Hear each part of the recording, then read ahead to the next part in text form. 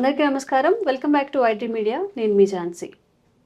మనకి ఏదైనా డిసీజెస్ వచ్చినప్పుడు స్కానింగ్స్ రాస్తుంటారు. దట్టు సిటీ స్కాన్ చేయడం వల్ల ఎలాంటి సైడ్ ఎఫెక్ట్స్ ఉంటాయి అనేదంటే సైడ్ ఎఫెక్ట్స్ వస్తాయి అనేది చాలా మందిలో ఉన్న డౌట్. ముఖ్యంగా క్యాన్సర్ వస్తుందా అనేది అందరిలో ఉన్న పెద్ద సందేహం.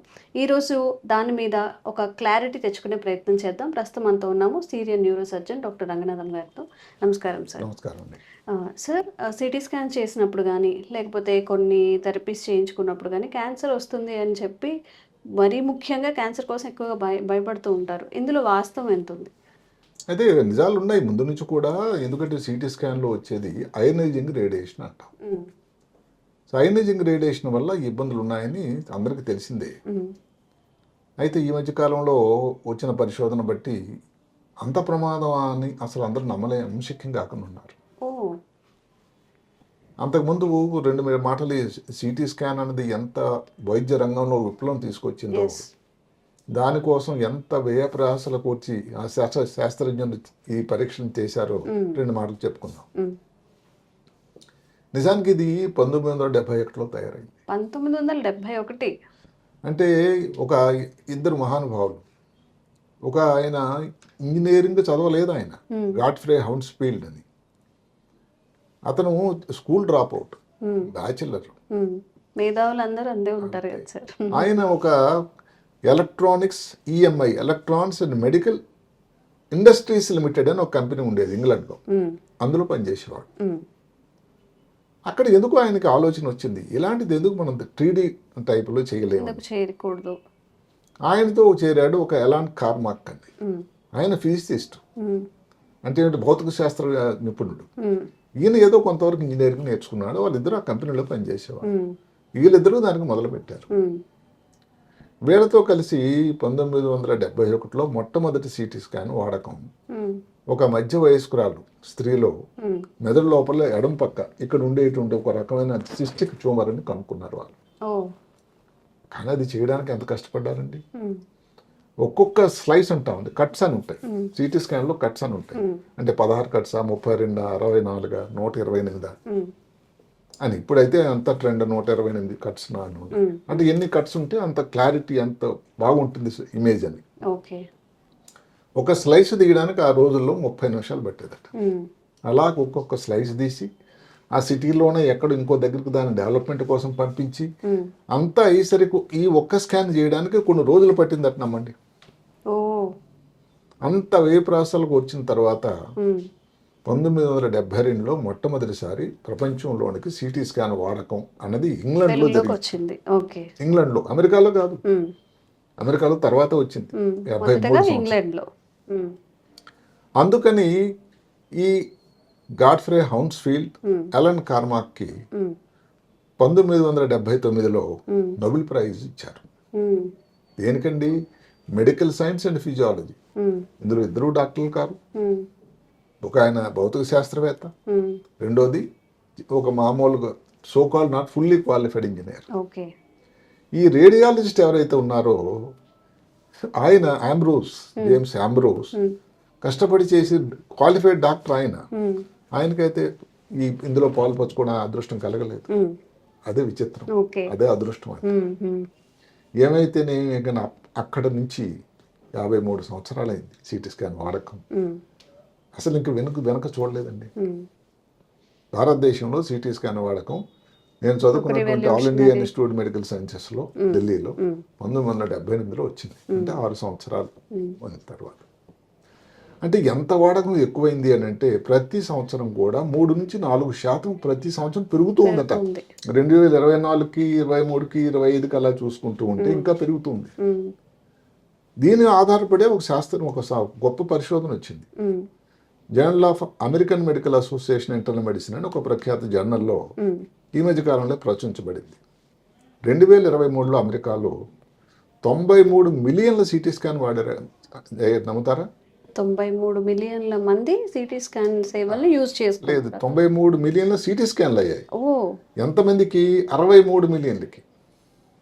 అంటే దగ్గర ఒక 1.5 సిటీ స్కాన్ ప్రతి వాళ్ళకి అయింది. ఇందులో వాళ్ళు పరిశోధన చేయగా 5% మందికి తర్వాత క్యాన్సర్ వచ్చే అవకాశం ఉంది. దగ్గర 1 లక్ష మందికి.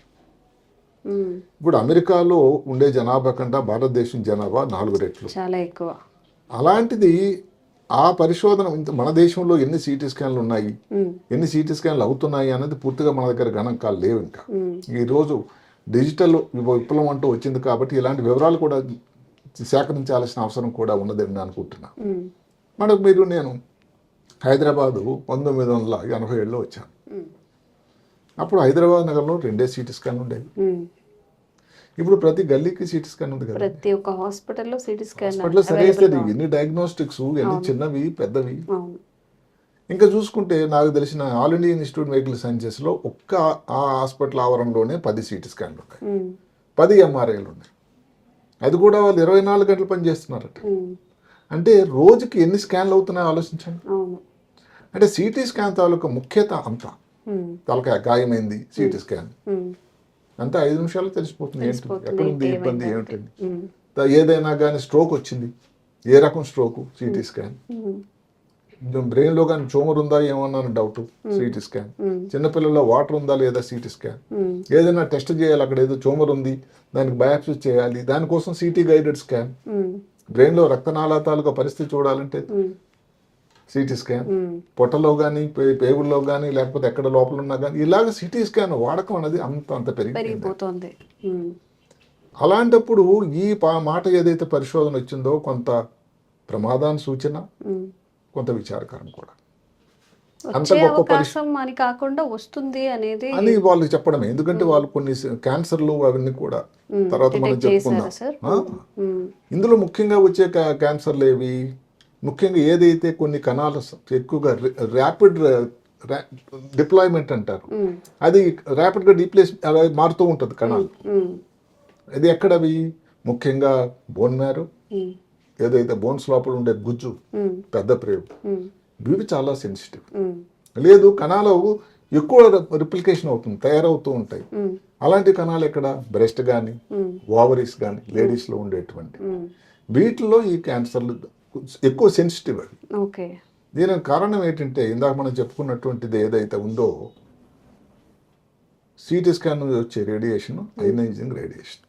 ఈ అయనైజింగ్ రేడియేషన్ ఫస్ట్ ఏం చేస్తుందండి, డిఎన్ఏ కణాల్లో ఉండేటువంటి డిఎన్ఏ స్ట్రాండ్స్ అని ఉంటాయి, దాన్ని ఛిద్రం చేసేస్తుంది. ఎంత ప్రయత్నం చేసినా శరీరం దాన్ని రీప్లేస్మెంట్ నార్మల్గా రిపేర్ చేయలేదు. దానిని నెమ్మదిగా ఏమవుతుంటే మ్యూటేషన్, మనం వైరస్ టైంలో కోవిడ్ టైంలో ఈ మాట వచ్చింది, మ్యూటేషన్ అంటే రూపాంతరం చెందుతూ ఉంటుంది. అమెరికా ఆ రూపాంతరం కణాలకు ఏదైతే రిప్లికేషన్ అవుతూ ఉన్నప్పుడు ఎక్కువ తయారవుతున్నప్పుడు ఇంకెళ్ళిపోతుంటే క్యాన్సర్ సెల్ తయారవుతాయి. అదే కాకుండా ఇప్పుడు మరి ఒక ఎక్స్రే టెస్ట్ చేశారు, ఇచ్చేటువంటి రేడియేషన్ అక్కడ కూడా ఉంది. అందులో 0.1 NSV అంటే ఎంఎస్వి అంటే మిల్లీ సివర్ట్స్ అని, అది ఒక ప్రమాణికం. ఇప్పుడు కిలో లీటర్లని, కిలోగ్రాములు, కిలోమీటర్లు ఎలాగైతే మన ప్రమాణాలు యూనిట్స్ చెప్పుకుంటామో అలాంటిది. ఎక్స్రే చెస్ట్ కోసం 0.1 MSV. సిటీ స్కాన్కి ఎంత అవుతుందో తెలుసండి, 10 MSV. అంటే ఒక 70 నుంచి 100 రెట్లు ఎక్కువ రేడియేషన్ అవుతుంది. అందులో కూడా ఇప్పుడు పొట్ట కానీ లేకపోతే పెల్విస్ ఆ ప్రాంతంలో చేసే సిటీ స్కాన్లో అయితే 16 MSV. మేము యాంజియోగ్రామం చేస్తూ ఉంటాం రక్తనాళాల కోసం, అది చేసినట్టయితే దానిలో 16. ఇప్పుడు బోన్ ఏదైతే బోన్ మాస్ ఇండెక్స్ లేకపోతే బోన్ డెన్సిటీ కోసం టెస్టులు చేసేది అన్నిటికంటే తక్కువ. ఇలాగ ఒక్కొక్క దీన్ని బట్టి అంతవరకు ఎందుకు మనం ఉండేటువంటి వాతావరణంలో ఏం సిటీ స్కాన్ చేసుకుండా సంవత్సరంలో ఉండేటువంటి వాతావరణం నుంచి బయట నుంచి దగ్గర 3 MSV మనకు ప్రతి సంవత్సరం రేడియేషన్ వస్తూనే ఉంటుందంట ఉన్న పరిస్థితిని బట్టి. లాంగ్ ప్రయాణం చేశారనుకోండి, ఎక్కడో అమెరికా నుంచి ప్రయాణం చేశారు మీరు ఫ్లైట్లో, దానిలో 0.03 MSV ఉంది. అంటే రేడియేషన్ అంటే మన రేడియేషన్ ఉండేటువంటి దీంట్లోనే వాతావరణంలోనే ఉన్నాం, కొంత తెలియకనే అయిపోతుంది. దానికి తోడు ఈ సిటీ స్కాన్లు కానీ ఎక్కువ వాడామనుకోండి, దానికి తోడు ఈ రెండు కలిసి ఇంకా ఇబ్బంది అవడానికి ఆస్కారం ఉంది. సార్ ఒకసారి సిటీ స్కాన్ చేసిన తర్వాత ఒక మనిషికి మళ్ళీ ఎన్ని మంత్స్కి లేదా ఇయర్స్కి మళ్ళీ చేయించుకోవచ్చు? ఎన్ని నెలలకి చేయాలని ఎక్కడ మనకి ఇంతవరకు లేదు. అక్కడ ఏమిటంటే డెఫినెట్గా అది ఒకటి కొన్ని ప్రమాణాలు మనకు తెలుస్తున్నాయి. ఉదాహరణకి చిన్నపిల్లలు అనుకోండి, చాలా సెన్సిటివ్ వాళ్ళ తాలూకా ఏవైతే ఉన్నో శరీరంలో ఈ అన్ని కూడా అవయవాలని తయారయ్యేటువంటి సమయం, కాబట్టి సెన్సిటివ్ బాగా. అదే కాకుండా వాళ్ళు చాలా ఎక్కువ సంవత్సరాలు బతుకుతారండి, నెక్స్ట్ 60 సంవత్సరాలు 70. ముందే కానీ ఇలా రేడియేషన్కి ఎక్స్పోజ్ అయితే మరి ఆ 60-70కి వచ్చేసరికి మరి వాళ్ళకి ఎంత ప్రమాదం. పెద్దవాళ్ళు ఏమిటంటే సిటీ స్కాన్ వాడకం, ఇప్పుడు యాక్సిడెంట్ అయింది, ఇంకేదో ఇబ్బందులు, రకరకాల కారణాల వల్ల వైద్యం కోసం సిటీ స్కాన్ వాడుతూ ఉంటారు. కాబట్టి పెద్దవాళ్ళలో ఇలాంటి ఇబ్బందులు ఎక్కువ. ఓకే. ఈ రెండిట్లో చూసుకుంటే చిన్నపిల్లల్లో చాలా చాలా సెన్సిటివ్ ఉంది. ఇప్పుడు ఇవన్నీ కూడా మనకు తెలుసు, ఇప్పుడు వచ్చే ప్రమాదం ఉంది, దీనికి ఏం చేయాలి, మరి ఏంటి ఆల్టర్నేటివ్? దానికి ఆల్టర్నేటివ్ ఏమిటంటే ఇప్పుడు ఆల్టర్నేటివ్ ఇన్వెస్టిగేషన్స్ వచ్చాయి. ఉదాహరణకి ఎంఆర్ఐ ఉంది. ఎంఆర్ఐ మరి ఖర్చుతో కూడుకున్నది. ఎంఆర్ఐలో రేడియేషన్ లేదు, అది రేడియో వేవ్స్, ఒక మ్యాగ్నెటిక్ ఫీల్డ్, అయస్కాంత క్షేత్రం తయారవుతుంది, దానివల్ల రేడియేషన్ లేదు. అల్ట్రాసౌండ్ వల్ల అసలు అల్ట్రాసౌండ్ ప్రిన్సిపల్ వల్ల రేడియేషన్ లేనే లేదు. అంటే ఎక్కడెక్కడ మన అల్ట్రాసౌండ్ ఎంఆర్ఐ కానీ వాడగలిగితే అక్కడక్కడ దాన్ని ఉపయోగించడం వల్ల అది ఇలాంటి ప్రమాదాలని తగ్గుతూ ఉంటాయి. ఓకే. అదే కాకుండా ఇక్కడ ప్రభుత్వం వారిది, పేషెంట్ది కూడా కొన్ని కొన్ని వాళ్ళ తాలూకా బాధ్యతలు కూడా ఉన్నాయి. ఇప్పుడు పేషెంట్స్ స్కాన్ దగ్గరికి వెళ్ళారనుకోండి, ఇక నేను నెమ్మదిగా అమెరికాలో మాదిరి ఆ రిజిస్ట్రీ రావాలి. ఏమండి, నేను ఫలానా టైంలో ఒకసారి ఎక్స్రే అయింది నాకు, లేదా సిటీ స్కాన్ అయింది, లేదా పెట్ స్కాన్లో కూడా radiation. PET scan positron emission tomography అని, క్యాన్సర్ ఎక్కడైనా ఉందేమో, లేకపోతే కొన్నిసార్లు ఇన్ఫెక్షన్స్కి వీటికి, లేదా బ్రెయిన్లో ఏదన్నా ఈ పార్కిన్సన్ వ్యాధి ఇలాంటి డిటెక్ట్ చేయడానికి వాడేదాన్ని పెట్ స్కాన్ అంట. దానిలో కూడా రేడియేషన్, రేడియో ఐసోటోప్ ఇస్తారు. ఇలాంటి మీరు టెస్ట్లు ఏమైనా చేయించుకున్నారా, పెట్ స్కాన్ చేయించుకున్నారా లేదా, ఈయన చెప్పగలగాలి. ఇప్పుడు ఎవరైనా గర్భిణీ స్త్రీ ఉంది, లేకపోతే ఈ మధ్య కాలంలో మిస్డ్ పీరియడ్స్ ఉన్నాయండి, చెప్పాల్సిన అవసరం ఉంది. అంతే కదండి. అసలు నిజానికి ఇక్కడ అందరు గమనించాల్సిన ఏంటంటే, నేను ఢిల్లీ ఎయిమ్స్లో చదువుకున్నప్పుడు ఎక్స్రే కోసం నేను రిక్వెషన్ రాస్తే ఎక్స్రే మీద ఒక చోట ఎడమ పక్కన లాస్ట్ మెనిస్ట్రల్ పీరియడ్ అని ఒక, అంటే లాస్ట్ టైం పీరియడ్ ఎప్పుడు నా స్త్రీ అది తెలియకుండా కానీ ఇచ్చినట్టయితే అక్కడ ఉన్నటువంటి రేడియాలజిస్టులు రిఫ్యూజ్ చేసేవాళ్ళు. ఈ భారతదేశంలో ఏమిటంటే పేషెంట్లు వెళ్ళి నాకు సిటీ స్కాన్ చేసేమన్నట్టు చేసేటువంటి పరిస్థితుల్లో ఉన్నాయి. డాక్టర్లు రేడియాలజిస్టులు చూసి వీళ్ళకి సిటీ స్కాన్ అవసరమా లేదా అని చూడాల్సిన అవసరం వచ్చింది ఏమో అని నాకు అనిపిస్తుంది. అది ఇంగ్లాండ్ లో ఉంది. ఇంగ్లాండ్ లో ఒక వ్యక్తి వెళ్ళి డాక్టర్, అక్కడ వేరే సిస్టమ్ ఉంది, NHS నేషనల్ హెల్త్ స్కీమ్ అని. అంటే ఎవరు వెళ్ళి నాకు సిటీ స్కాన్ చేయమంటే ఇక్కడలాగా అవదంట, పైసలు పే చేసినంత మాత్రాన. అక్కడ ఉండే రేడియాలజిస్ట్ ఈ వ్యక్తి సిటీ స్కాన్ అవసరమా, దానికి అవసరమైనటువంటి క్లినికల్ గా అంటే ఏదైనా లక్షణాలు ఉన్నాయా లేదా, అందువల్ల 1000 మందిలో సిటీ స్కాన్లు అవుతున్నాయి, అక్కడ 100. మరి అమెరికాలోను, మిగతా దేశాల్లో, యూరోప్లో, భారతదేశంలో అయితే 250 నుంచి 300 అవుతున్నాయి. అంటే చాలా ఎక్కువ అవుతుంది. ఇక్కడ కొన్ని ప్రమాణాలు చేయాలి. అదే కాకుండా డెఫినెట్గా కొన్ని రిజిస్ట్రీ, ఇప్పుడు డిజిటల్లో ఆధార్ కార్డులు వచ్చి ఏది మంత్లీ వాళ్ళకి రేషన్ ఇవ్వడానికి కానీ, లేకపోతే ఇంకేదైనా గ్యాస్ కోసం కాదని ప్రతిదానికి ఆధార్ కార్డు వచ్చింది. నేను అనుకోవడం ఇంత డిజిటల్ విప్లవం భారతదేశం అన్నిటికంటే ముందుంది. అలాంటప్పుడు ఆరోగ్యానికి సంబంధించినట్టే విషయం కూడా సిటీ స్కాన్ ఎన్నిసార్లు అయింది, ఎక్స్రే ఇదైంది, వీళ్ళు ఎక్కడ ఇప్పుడైతే మళ్ళీ ఆధార్ కార్డులో కోవిడ్ టైంలో ప్రధానమంత్రి ఒక మాట చెప్పారు. బీహార్ వ్యక్తి ఇక్కడ ఉద్యోగంకి ఏదో పనిచేయడానికి వచ్చి లేబర్గా వచ్చి బీహార్ వెళ్ళిపోయినా వారికి దాని నుంచి రేషన్ ఇవ్వచ్చు అని. ఆ ఆధార్ కార్డు ఎక్కడైనా అప్లై అవుతుంది. అలాంటప్పుడు ఇంకో దగ్గరికి వెళ్ళాలి, ఎక్స్రే కానీ, చెస్ట్ ఎక్స్రే కానీ, సిటీ స్కాన్ చేయించుకునేటప్పుడు ఆల్రెడీ అక్కడ ఉండేటువంటి వివరాలు కానీ ఉంటే వెంటనే ఇన్ఫర్మేషన్ ఎట్లా వస్తుంది. అవును, చాలా నిజంగా చాలా గ్రేట్ ఐడియా సార్ ఇది. చాలా మంచి ఇలాంటి ఆలోచన చేయడం వల్ల ఈ భారతదేశ జనాభా తాలూకు ఆరోగ్యాన్ని దృష్టిలో పెట్టుకున్నట్టు ఉంటుంది. అదే కాకుండా టెక్నికల్ గా ఈ మధ్యన కొన్ని మార్పులు వచ్చాయి. ఒకటి, ఎన్ని సిటీ స్కాన్ లో కట్స్ ఉంటాయి, దాని వల్ల రేడియేషన్ అంత తక్కువ. హైదరాబాద్ నగరంలోనే 128 స్కాన్లు ఉండేటువంటి కట్స్, స్లైసెస్ ఉండే స్కాన్లు ఉన్నాయి. సో దానివల్ల రేడియేషన్, దాని ఎందుకు సిటీ స్కాన్ తొందరగా అయిపోతుంది, అక్కడ నుంచి వచ్చే ధ్వని తక్కువ అవుతుంది, పేషెంట్స్ కంఫర్ట్ ఎక్కువ, రేడియేషన్ కూడా తక్కువ. సో అలాంటివి కూడా ఎక్కువగా వాడకంలోకి రావాలి. అదే కాకుండా ఈ సిటీ స్కాన్ లో ఒక టెక్నాలజీని ఒకటి, ఇంటర్గ్రేట్ రీకన్స్ట్రక్షన్, ఇన్వర్టేట్ అంటే ఏమిటి, పునరీకరణ అంటే ఏమిటి, అదే స్కాన్ ఏదైతే 3Dలో వచ్చి ఇమేజెస్ ఇన్ని ఇవైతే ఉంటాయో ఆ డిటెక్టర్స్ నుంచి వచ్చినవన్నీ క్రోడీకరించి చేసేటువంటి పద్ధతిని, దానివల్ల కూడా రేడియేషన్ తక్కువ ఉంటుంది. అదే కాకుండా సాఫ్ట్వేర్, ప్రతి దగ్గర సాఫ్ట్వేర్, భారతదేశం సాఫ్ట్వేర్ అని ఎంత ముందు, ఇప్పుడు రేడియేషన్ డిటెక్టింగ్ సాఫ్ట్వేర్ అని కూడా చేయొచ్చట. రేడియేషన్ డిటెక్టింగ్ Software సాఫ్ట్వేర్ కూడా. ఎంత రేడియేషన్ ఫామ్ అవుతుంది? ఇప్పుడు మాటకు ఉదాహరణకి కొంతమంది ఉన్నారు, డాక్టర్లు ఉన్నారు, రేడియాలజిస్టులు ఉన్నారు, థెరపీ టెక్నీషియన్స్ ఉన్నారు. మరి మీరు రేడియేషన్కి అంతా ఎక్స్పోజర్కి రెడీ కదండి. వాళ్ళకి పర్టికులర్గా చర్మం కానీ కళ్ళు కానీ లేకపోతే ఈ ప్రాంతం అన్నీ కూడా చాలా ప్రమాదకరం ఎక్స్పోజ్ అయి ఉంటాయి. వాళ్ళకి ఏమిటి సంవత్సరానికి 20 MSV ఇందా మనం చెప్పుకున్నాం మిల్లీ సివర్ట్స్ అయితే ప్రమాదం లేదు. ఓకే. 5 సంవత్సరాల యావరేజ్ లేదు, ఏదైనా కారణాలు 1 సంవత్సరంలో 50 అయినా ఎక్కువే. అంటే ఇలాంటి ప్రమాణాలు చాలా ముఖ్యం. అందులోనే మీరు చూస్తే రేడియాలజీ ఎక్స్రేలు చేసే వాళ్ళు మెడకి ఒక లెడ్ షీట్ పెట్టుకొని మామూలుగా లెడ్ అప్రాన్ పెట్టుకొని చేస్తారు. ఎంతవరకు అంటే ఇందుకు ఇక్కడ ఉండేది థైరాయిడ్ గ్రంథి ప్రొటెక్ట్ చేసుకోవడానికి ఇవన్నీ అవసరం. అదే కాకుండా రేడియేషన్ రెడ్యూసింగ్ సిస్టమ్స్ ఈ మధ్యన వచ్చాయి. ఆ సిటీ స్కాన్లోనే రేడియేషన్ తక్కువ చేసేటువంటి విధి విధానాలు. సో ఇవన్నీ మేలు కలకైబడి ఉంటే సిటీ స్కాన్ అనేది చాలా చాలా గొప్ప పరిశోధన, గొప్ప ఉపయోగకరమైనటువంటి పరీక్ష. అక్కడ మనం రిస్క్ బెనిఫిట్ అని ఒక తారీజ్ బేరీజ్ వేయాలండి త్రాసులో. రిస్క్ చూసుకుంటారమా తారీజ్, ఎందుకంటే సిటీ స్కాన్ కాస్ట్ చాలా తక్కువ. లేదు అంటే ఇది కూడా సిటీ స్కాన్ ఓనర్స్ కానీ భారత ప్రభుత్వం కానీ ఆలోచించి ఎంఆర్ఐ సిటీ స్కాన్ కాస్ట్లో చేయగలమా? అలాగన్నట్టయితే మరి సిటీ స్కాన్ కూడా ఉపయోగం దాని తక్కువ ఉంటుంది. అదే కాకుండా ఎంఆర్ఐ ఎక్కువగా విరుగుగా వాడతారు. ఈ మధ్య కాలంలో ఒక సంతోషకరమైన వార్త ఏంటంటే ఆల్ ఇండియా ఇన్స్టిట్యూట్ మెడికల్ సైన్సెస్లో భారతదేశంలో మేడ్ ఇన్ ఇండియా తయారీ అయినటువంటి ఎంఆర్ఐ జరిగింది. దాని తాలూకు ఆవిష్కరణ.